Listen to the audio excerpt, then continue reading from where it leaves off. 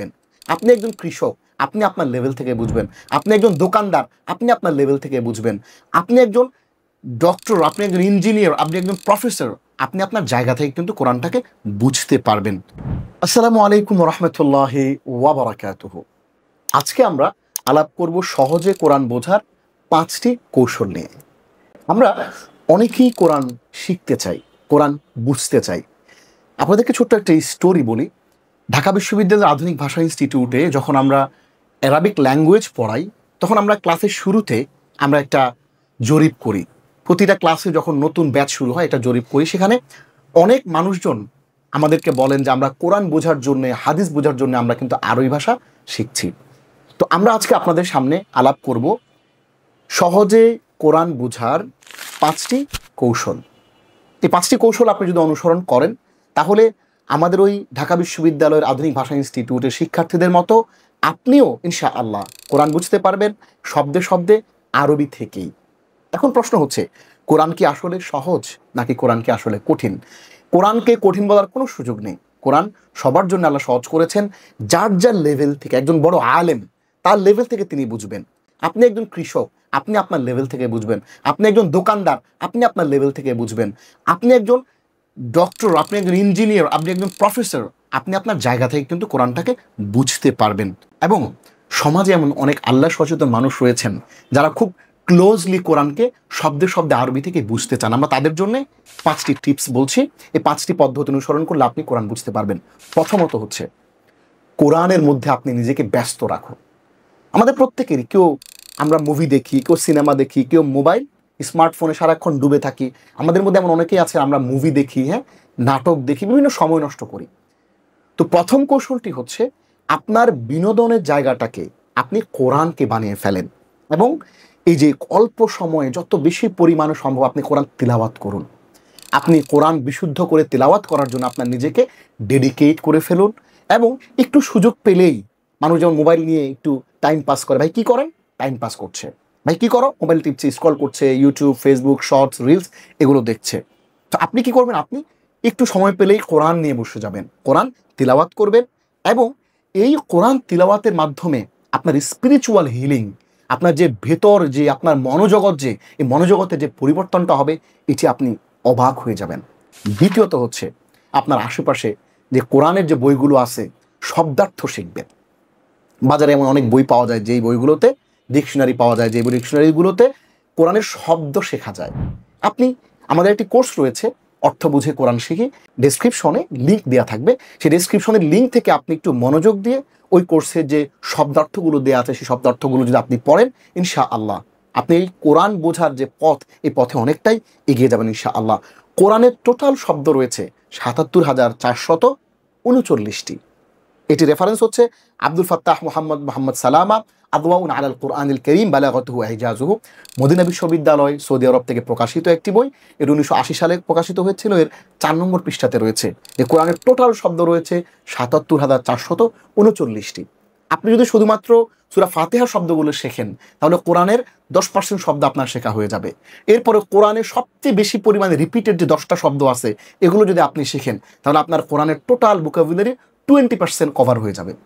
সুতরাং কোরআনের শব্দ শেখার প্রতি আপনার একটা আগ্রহ তৈরি হতে হবে। যেমন আপনি একটা পত্রিকা, ইংরেজি একটা পত্রিকা পড়তে চান, তো ইংরেজি পত্রিকা বোঝার জন্য এখানে ফ্রিকুয়েন্টলি সবচেয়ে বেশি পরিমাণে যে শব্দগুলো ইউজ হয় ওইগুলো আপনি একবার শিখে নিলেন, তাহলে অনেক কিছু আপনার ক্যাপচার হয়ে গেল। এই পত্রিকার ওই শব্দগুলো আপনি জেনে গেলেন। ঠিক তেমনি কোরআনে মোস্ট রিপিটেড, বারবার পুনরাবৃত্ত কিছু শব্দ রয়েছে, এগুলো যদি আপনি শিখতে পারেন, আপনি কিন্তু কোরআন বোঝার পথে অনেকটা এগিয়ে যাবেন। এবং তৃতীয় নম্বর সেটি হচ্ছে ব্যাকরণ শিখতে হবে। দেখুন, আরবি ভাষা, আপনি যদি আরবি ভাষার পণ্ডিত হতে চান, তাহলে আপনাকে শিখতে হবে প্রায় 120টার মতো অ্যারাবিক গ্রামারের আইটেম। 120টার মতো আপনি যদি গ্রামারের আইটেম জানেন, 120টা বিষয় যদি আপনার ব্রেনে থাকে, তাহলে আপনি আরবি ভাষার, আপনাকে বলা হবে যে আপনি একজন বিশেষজ্ঞ লোক। কিন্তু কোরআনটাকে আল্লাহ এত সহজ করেছেন, তার অর্ধেক 60টা টপিক যদি আপনি বুঝতে পারেন, মাত্র 60টা বিষয় যদি আপনি বুঝতে পারেন, তাহলে আপনি পুরো কোরআনটা 100% বুঝতে পারবেন ইনশাআল্লাহ। কিন্তু তার চেয়েও কমে আপনার লেভেল অনুযায়ী আপনি মাত্র 40টা শেখেন, 20টা শেখেন, অন্তত যেন দৈনন্দিন জীবনে কোরআন তিলাওয়াত কালে যেন আপনি অন্তত 20%, 30%, 50%, 60% যেন আপনি তিলাওয়াতের সময় বুঝতে পারেন। এতটুকু যদি আপনার বোধ আসে কোরআনের, যথেষ্ট। সুতরাং আপনাকে কি করতে, ব্যাকরণও কিছু শিখতে হবে। তবে আরবির জাহাজ হওয়ার চেষ্টা করার প্রয়োজন নেই আপাতত। আপনি আমাদের ডিসক্রিপশনে একটা কোর্সের লিঙ্ক দেওয়া থাকবে, সেখানে গেলে আপনি আরবি গ্রামারের চমৎকার কিছু লেসন কিন্তু আপনি পেয়ে যাবেন ইনশাআল্লাহ। এরপর হচ্ছে 4 নম্বরে সেটি হচ্ছে তিলাওয়াত শুনুন।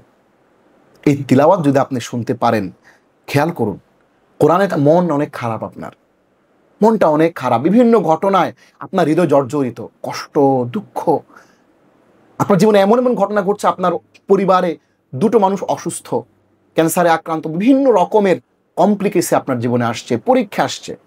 আপনি হেডফোন লাগিয়ে অথবা সাউন্ড দিয়ে আপনি তেলাওয়াত শোনার চেষ্টা করুন।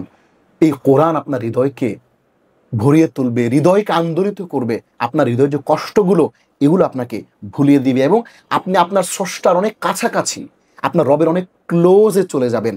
এবং আপনার যদি শুনতে গিয়ে যদি কোনো আয়াতে, কোনো জায়গাতে আপনার প্রশ্ন আসে, কোনো কোরআনটা খুলুন, খুলে ওই জায়গাটা অনুবাদটা একটু পড়ে নেন, তাহলে কোরআন আপনাকে পথ দেখিয়ে দিবে।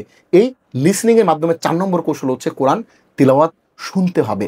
প্রথমে আমরা বলেছিলাম কোরআন নিজে তিলাওয়াত করতে হবে, কোরআনকে আপনার জন্য সময় দিতে হবে। দ্বিতীয়ত বলেছিলাম শব্দার্থ শিখতে হবে।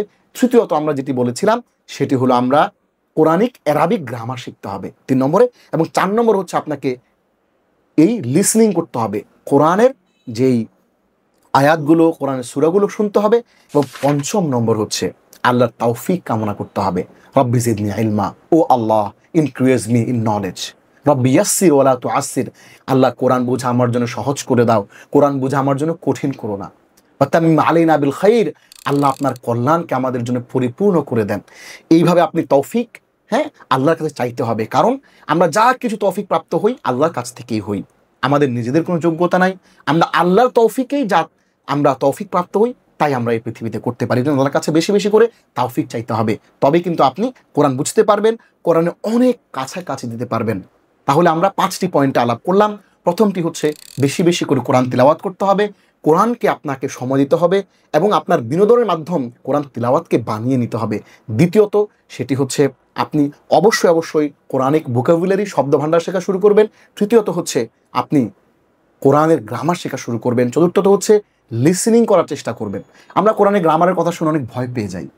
আমাদের ডেসক্রিপশনে দেয়া একটি কোর্স রয়েছে, সেখানে আপনি গেলে দেখবেন যে গল্পে গল্পে এত চমৎকার করে আমরা শিখিয়েছি, এত সুন্দর করে শিখিয়েছি, আপনি অবাক হয়ে যাবেন যে এত সহজেই কোরআন অর্থ শেখা যায়।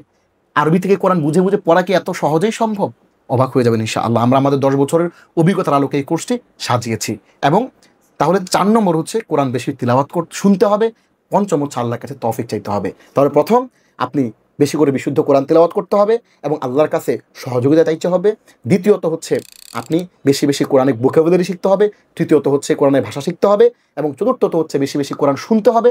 5ম আল্লাহর তৌফিক চাইতে হবে বেশি বেশি করে। আল্লাহ রাব্বুল আলামিন আমাদেরকে কোরআন বুঝে, কোরআনকে আমাদের জীবনে ধারণ করে, এই কোরআন বোঝার যে সাধারণ 5টি কৌশল এগুলো অবলম্বন করে আল্লাহ আমাদেরকে কোরআন বুঝে ইহকাল এবং পরকালে আমাদের যে অন্তিম লক্ষ্য আল্লাহর সন্তুষ্ট অর্জন, আল্লাহ আমাদেরকে তৌফিক দিন। আমিন। আসসালামু আলাইকুম ওয়া রাহমাতুল্লাহি ওয়া বারাকাতুহু।